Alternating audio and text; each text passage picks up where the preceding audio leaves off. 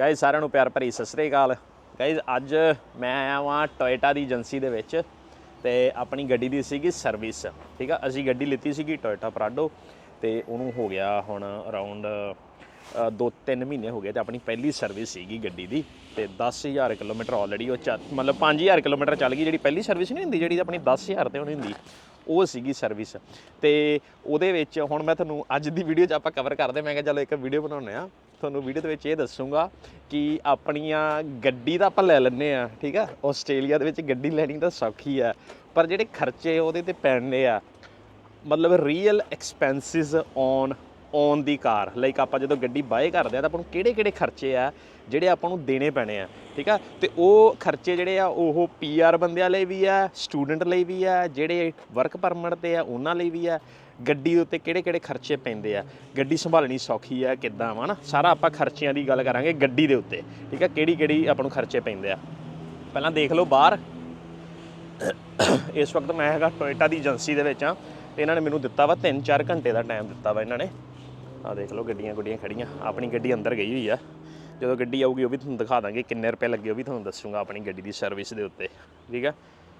ਆਹ ਦੇਖ ਲਓ, ਸਭ ਤੋਂ ਪਹਿਲਾ ਖਰਚਾ ਗੱਡੀ ਦੇ ਉੱਤੇ, ਸਭ ਤੋਂ ਪਹਿਲਾਂ ਖਰਚਾ ਤਾਂ ਹੈਗਾ ਵਾ ਗੱਡੀ ਦੇ ਉੱਤੇ। ਗੱਡੀ ਤੁਸੀਂ ਲੋਨ 'ਤੇ ਲਿੱਤੀ ਹੈ ਕਿ ਕੈਸ਼ ਲਿੱਤੀ ਆ, ਠੀਕ ਆ। ਲੋਨ 'ਤੇ ਲਿੱਤੀ ਆ ਗੱਡੀ ਤਾਂ ਤੁਹਾਨੂੰ ਹੁਣ ਇੱਥੇ ਕੀ ਹੁੰਦਾ ਵਾ, ਤੁਸੀਂ ਇੱਕ ਗੱਡੀ ਲੈਣੀ, ਮੰਨ ਲਓ $20,000 ਦੀ ਲੈਣੀ, $30,000 ਦੀ ਲੈਣੀ, ਕਿੰਨੇ ਦੀ ਗੱਡੀ ਲੈਣੀ ਉਹ ਤੁਹਾਡੀ ਹੈ ਨਾ ਇੱਛਾ ਵਾ, ਅਕੋਰਡਿੰਗ ਟੂ ਤੁਹਾਡੀ ਸਿਚੁਏਸ਼ਨ ਦੇ ਅਕੋਰਡਿੰਗ। ਮੰਨ ਲਓ 25,000 ਦੀ ਗੱਡੀ ਲਿੱਤੀ, ਤੁਸੀਂ $2,000 ਡਿਪੋਜ਼ਿਟ ਕਰਾਤਾ, ਬਾਕੀ ਤੁਸੀਂ ਕਰਾਇਆ ਲੋਨ। ਹੁਣ ਲੋਨ ਦੇ ਉੱਤੇ ਤੁਹਾਨੂੰ ਵਿਆਜ ਪੈਣਾ, ਤੁਹਾਡੀ ਇੰਸਟਾਲਮੈਂਟ ਹੋ ਜਾਣੀ ਹੈ। ਜੇਕਰ ਤੁਸੀਂ ਮੰਨ ਲਓ 25,000 ਦੀ ਗੱਡੀ ਲਿੱਤੀ ਹੈ ਤੇ $3-4,000 ਦਿੱਤਾ ਨਾ ਤੁਸੀਂ ਕੈਸ਼, ਤਾਂ ਤੁਹਾਨੂੰ ਮਹੀਨੇ ਦਾ ਨਾ $500 ਦਾ ਖਰਚਾ ਹੁੰਦਾ ਵਾ ਆਪਣਾ ਲੋਨ ਦੇ ਉੱਤੇ। ਤਾਂ ਤੁਹਾਨੂੰ ਹਰ ਮਹੀਨੇ $500 ਗੱਡੀ ਦਾ ਲੋਨ ਤਾਰਨਾ ਪਊਗਾ ਵਿਦ ਇੰਟਰਸਟ।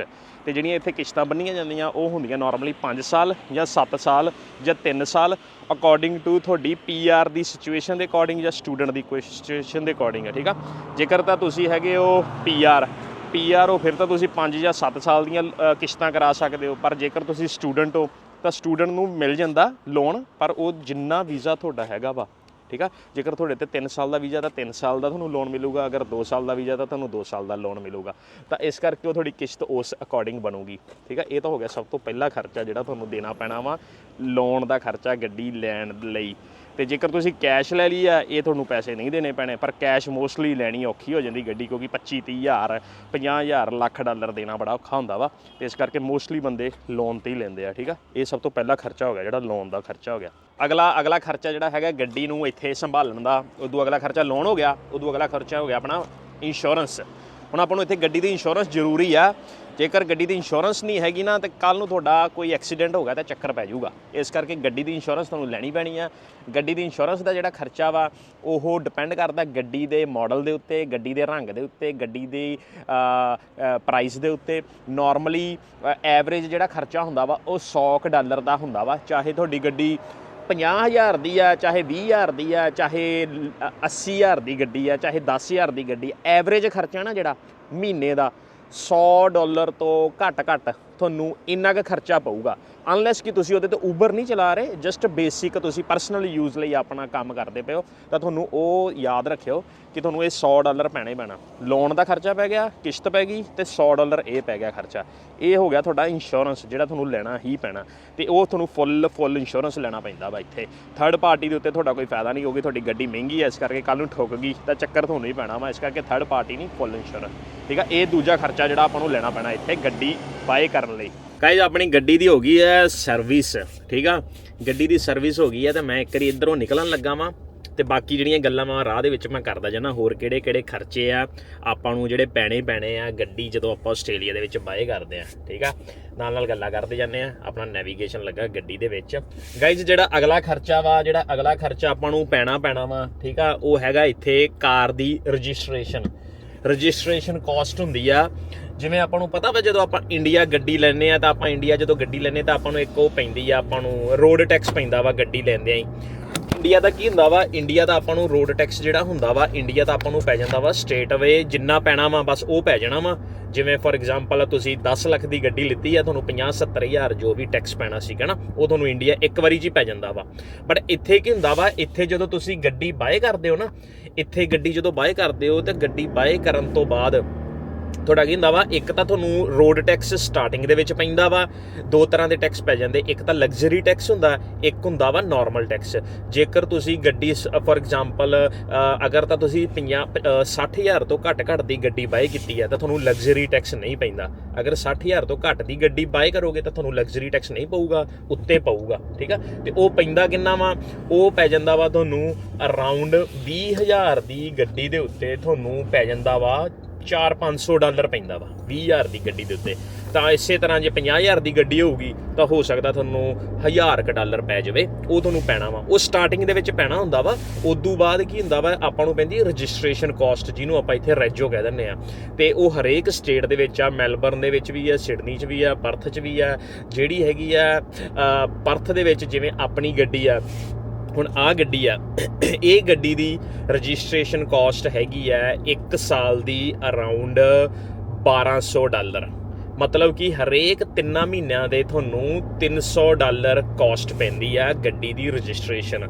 ਉਹ ਤੁਹਾਨੂੰ ਦੇਣੀ ਪੈਣੀ ਆ। ਇੱਥੇ ਨਹੀਂ, ਇੱਥੇ ਇੱਦਾਂ ਨਹੀਂ ਗਾ ਕਿ ਤੁਸੀਂ ਉਹਦੇ ਤੋਂ ਬਚ ਜਾਓ, ਉਹ ਤੁਹਾਨੂੰ ਪੈਸੇ ਇੱਥੇ ਦੇਣੇ ਹੀ ਪੈਣੇ ਆ, ਠੀਕ ਆ। ਤੇ ਇਹਦੇ ਵਿੱਚ ਜਿੰਨੀ ਸਸਤੀ ਗੱਡੀ ਹੋਊਗੀ, ਜੇਕਰ ਤੁਹਾਡੀ ਗੱਡੀ ਹੈਗੀ ਆ $6-7 ਹਜ਼ਾਰ ਦੀ, ਤਾਂ ਵੀ ਤੁਹਾਨੂੰ ਆਪਾਂ ਨੂੰ ਦੇਣਾ ਪੈਣਾ ਵਾ ਤੁਹਾਨੂੰ ਅਰਾਊਂਡ $220 ਇੰਨਾ ਕੁ ਦੇਣਾ ਪੈਣਾ। ਚਾਹੇ ਲੱਖ ਦੀ ਗੱਡੀ ਆ, ਚਾਹੇ 20,000 ਦੀ ਗੱਡੀ ਆ, ਉਹ ਜਸਟ ਮਾਈਨਰ ਫਰਕ ਹੀ ਹੁੰਦਾ, ਉਹ ਕੋਈ ਜ਼ਿਆਦਾ ਫਰਕ ਨਹੀਂ ਹੁੰਦਾ।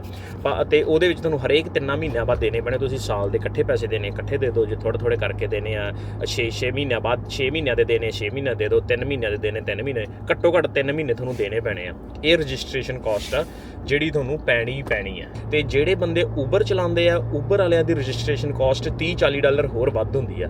ਨਾਰਮਲ ਜਿਹੜੀ ਰਜਿਸਟ੍ਰੇਸ਼ਨ ਕਾਸਟ ਆ, ਉਹ ਜੇ ਮੰਨ ਲਓ $250 ਆ, ਤਾਂ ਜਿਹੜੀ ਉਬਰ ਵਾਲੇ ਮੁੰਡੇ ਆ, ਉਬਰ ਦੀ ਗੱਡੀ ਚਲਾਉਣਗੇ, ਉਹਨਾਂ ਦੀ ਹੋਊਗੀ $300। ਉਹਨਾਂ ਨੂੰ $50 ਹੋਰ ਟੈਕਸ ਪੈਂਦਾ ਐਕਸਟਰਾ। ਇਹ ਜਿਹੜਾ ਆਪਣਾ ਗੱਡੀ ਨੂੰ ਇੱਥੇ ਰੱਖਣ ਦਾ ਖਰਚਾ ਜਿਹੜਾ ਪੈਂਦਾ।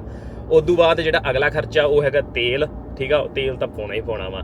ਤੇਲ ਦਾ ਰੇਟ ਜਿਹੜਾ ਇੱਥੇ ਚੱਲਦਾ ਵਾ ਰੇਟ, ਉਹ ਹੈਗਾ ਵਾ, ਪੈਟਰੋਲ ਦਾ ਰੇਟ ਹੈਗਾ ਵਾ ਅਰਾਊਂਡ $1.70-80 ਨੂੰ ਲੀਟਰ। ਤੇ ਜਿਹੜਾ ਡੀਜ਼ਲ ਆ ਉਹ $2 ਨੂੰ ਲੀਟਰ ਆ। ਤੇ ਉਹਦੇ ਵਿੱਚ ਤੁਹਾਡੀ ਅਗਰ ਗੱਡੀ ਨਾਰਮਲ ਸਟੂਡੈਂਟ ਆ ਜਾਂ ਕੋਈ ਵੀ ਬੰਦਾ ਨਾ ਨਾਰਮਲ ਪਰਸਨਲ ਯੂਜ਼ ਲਈ ਗੱਡੀ ਜਦੋਂ ਚਲਾਉਣੀ ਆ, ਤਾਂ ਤੁਹਾਡਾ ਮੰਨ ਕੇ ਚਲੋ ਇੱਕ ਟੈਂਕੀ ਹਫ਼ਤੇ ਦੀ ਲੱਗਦੀ ਆ, ਜਿਹਦੇ ਵਿੱਚ ਤੁਹਾਨੂੰ ਘੱਟੋ ਘੱਟ ਨਹੀਂ ਤਾਂ $100 ਦਾ ਤੇਲ ਤੁਹਾਨੂੰ ਪੈਣਾ ਹੀ ਪੈਣਾ ਵਾ। ਉਹ ਤੁਹਾਡਾ ਖਰਚਾ ਵਾ ਗੱਡੀ ਨੂੰ ਕੋਲੇ ਰੱਖਣ ਦਾ।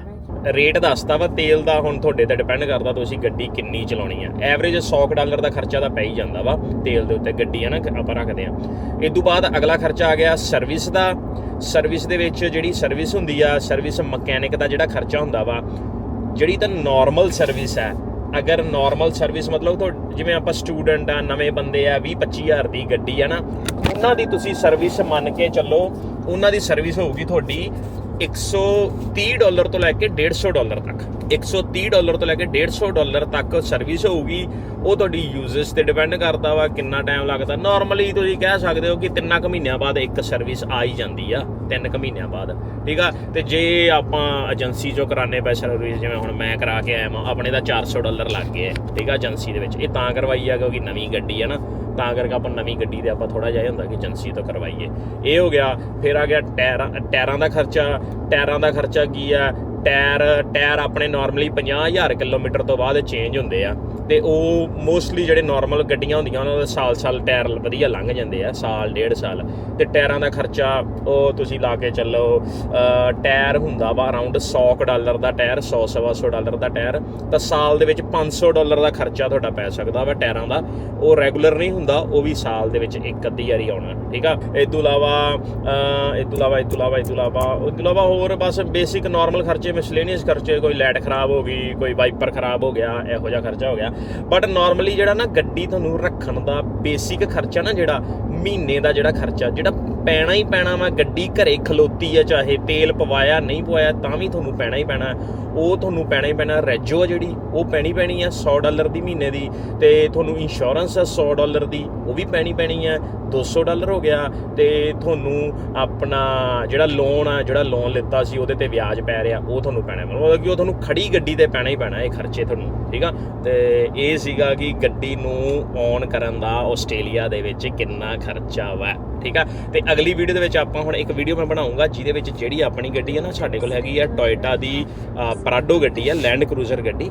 ਤੇ ਆਪਾਂ ਕੀ ਕਰਾਂਗੇ, ਉਹ ਵੀਡੀਓ ਬਣਾਵਾਂਗੇ ਤੇ ਉਹਦੇ ਵਿੱਚ ਤੁਹਾਨੂੰ ਦੱਸਾਂਗੇ ਕਿ ਪਰਾਡੋ ਦੇ ਵਿੱਚ ਕੀ ਕੀ ਫੀਚਰ ਆ। ਜੇਕਰ ਤੁਸੀਂ ਵੀ ਗੱਡੀ ਲੈਣੀ ਆ ਪਰਾਡੋ ਤਾਂ ਤੁਸੀਂ ਲੈਣੀ ਚਾਹੀਦੀ ਹੈ, ਕਿਹੜੀ ਲੈਣੀ ਹੈ, ਕਲੂਗਰ ਲੈਣੀ ਹੈ, ਉਹ ਤੁਹਾਨੂੰ ਮੈਂ ਉਹ ਵੀਡੀਓ ਦੇ ਵਿੱਚ ਦੱਸੂਗਾ, ਠੀਕ ਆ। ਤੇ ਆਪਾਂ ਚਲੋ ਮਿਲਦੇ ਹਾਂ ਅਗਲੀ ਵੀਡੀਓ ਦੇ ਵਿੱਚ। ਉਦੋਂ ਤੱਕ ਸਾਰਿਆਂ ਨੂੰ ਪਿਆਰ ਭਰੀ ਸਤਿ ਸ੍ਰੀ ਅਕਾਲ, bye bye, tata, bye bye.